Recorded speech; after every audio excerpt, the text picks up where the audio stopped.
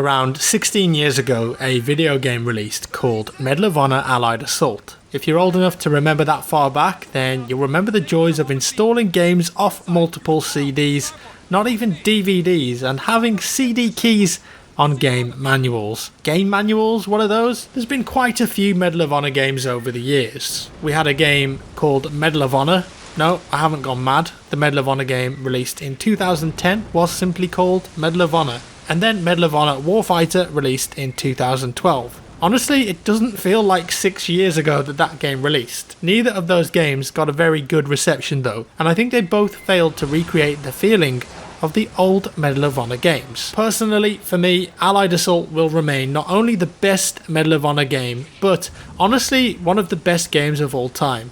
I was in high school or secondary school when it came out, and I remember I used to play the multiplayer all the time with my friends. But the single player was also very key and cinematic. We'll be looking at that in just a second. Medal of Honor Allied Assault, MOHA is what we used to call it. It was made by a company called 2015 Inc. and published by Electronic Arts. I'm not really sure what happened to 2015 over the years, but interestingly their website still works. It's kind of a blast from the past too, because it doesn't look like a modern website. After the release of Medal of Honor Allied Assault, a lot of employees from 2015 left to form a new studio that you've probably heard of, Infinity Ward. All 22 original team members of Infinity Ward had previously worked on Allied Assault at 2015 Inc. Of course, we all know what Infinity Ward went on to achieve with their Call of Duty franchise, but for all the success that COD has had over the years, the foundation of those games will always stem from Medal of Honor. The 2015 Inc. studio did go on to make their own game after Medal of Honor called Men of Valor, but they soon sold that IP after only making one game. So why was Allied Assault so good then? Well, first of all, I think you need to know some of the background to give context. 2015 Inc. may have been the team developing the game, but there's quite a bit of history that came before it and a couple of other games. The original Medal of Honor game was created by none other than Steven Spielberg. Apparently, when filming Saving Private Ryan, an epic war movie, Spielberg, who was already an avid gamer, was inspired to make a game, so he assembled a team and the rest is history.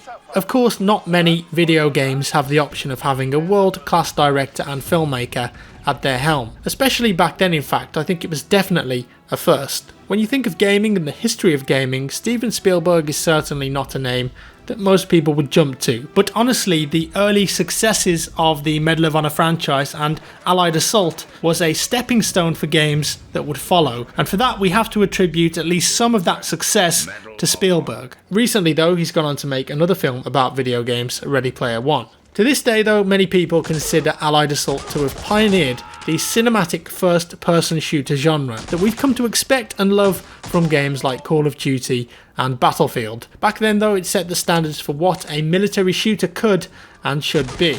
Now, Spielberg may not have had as much of an input into Allied Assault as he did with the original game, but his legacy remained nonetheless, and he did retain a writing credit. So the game was set during World War II, and you take on the role of Lieutenant Jimmy Patterson, who was recruited by the OSS to participate in covert ops against Nazi Germany. OSS is short for the Office of Strategic Services. Unsurprisingly, a lot of the levels in the campaign are quite inspired by scenes from the film Saving Private Ryan. But I mean, come on, that can't be a bad thing, right? There were some iconic moments there. You go between assaulting bases in Algiers and Norway to iconic levels like storming Omaha Beach on D-Day. In some respects, you are playing sections of Saving Private Ryan. You just probably didn't know it. Believe it or not, the game also set a high standard for graphics at that time too, and also the number of enemies or NPCs on the screen at the same time. In terms of the gameplay though, MOHA wasn't a tactical shooter. Not really. It was far more of a run and gun arcade affair.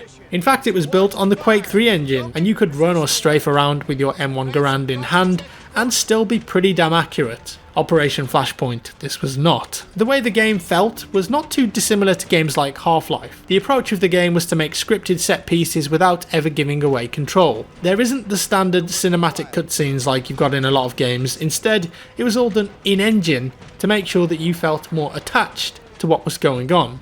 And the single player campaign was around 10 hours long, but within those 10 hours there was a ton of stuff packed in and memorable scenarios. The first mission in the game sets you up for what to expect from Allied assault, and the game starts with you riding on the back of a truck with the members of your squad. Behind you is another truck. The plan is to infiltrate a Nazi-occupied village. Both trucks are forced to stop at a checkpoint and a German guard starts speaking to the rear truck, and then the driver pulls a gun and shoots the guard. Alarms go off, gunfire echoes, and then the rear truck explodes into a fireball. The game does a great job of scripting certain elements to make it feel as though it's spontaneous, but it's not. The Omaha Beach mission is probably the most iconic and well done of them all. Sure, it's been done about 100 times now across various games, but never has it been done by a director who also shot the scene in a blockbuster film. When the game released, this mission was incredible to play and very moving.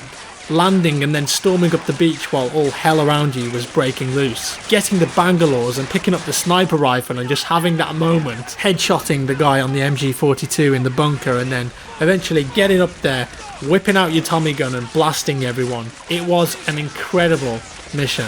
It's hard to go back sometimes though and play those missions because no matter how good it was back then, we've experienced so much in video game terms over the years, from incredible set pieces to incredible visuals. Even though we know the game was made 16 years ago and it was cutting edge back then, it's always hard to forget all the incredible games that we've played since and just appreciate Allied Assault for what it was at the time.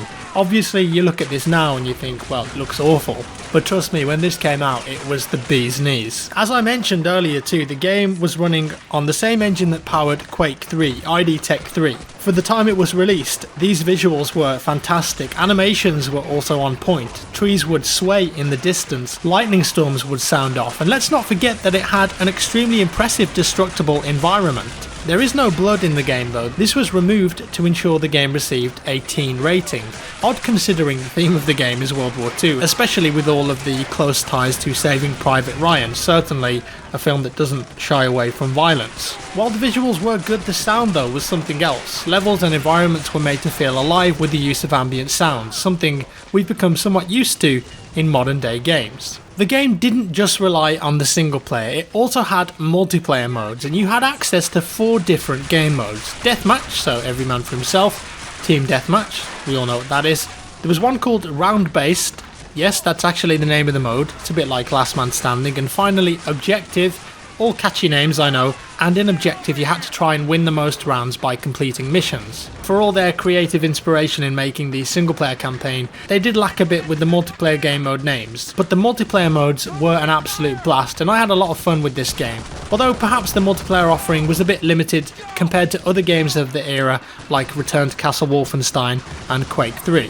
Moha had a number of expansions too, titled Spearhead and Breakthrough. Spearhead gave you 3 major European theatres of war and lets you play as Sergeant Jack Barnes, voiced by Gary Oldman, Oscar winner now nonetheless, who was a paratrooper of the 501st Parachute Regiment, 101st Airborne Division. Spearhead actually sold at least 100,000 copies, and that was a lot for DLC back then, at least I think so. Breakthrough on the other hand puts you in the role of Sergeant John Baker of the US 34th Infantry Division, and that sees you fighting in the Battle of Kasserine Pass, the fall of Bizerte and the Allied invasion of Sicily. You can also obtain a Medal of Honor War Chest edition that includes the base game and 2 expansion packs. In fact, if you've got Origin access, you can download Medal of Honor Assault for free right now. That's not a sponsored message or an ad, it's just kinda cool that it's there for free. Wrapping things up, according to sales reports, by 2006, so 4 years after its release, Allied Assault had sold over 900,000 copies in the US alone, making roughly $34 million. It also sold around 200,000 copies in the UK.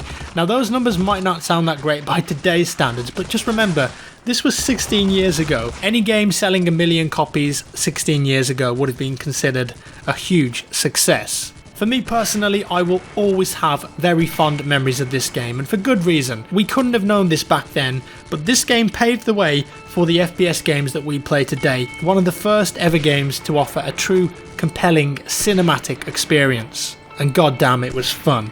So that's all for today folks. If you enjoyed the video, give me a like. If you didn't, a dislike. Subscribe if you want to see more, and I'll see you in the next one.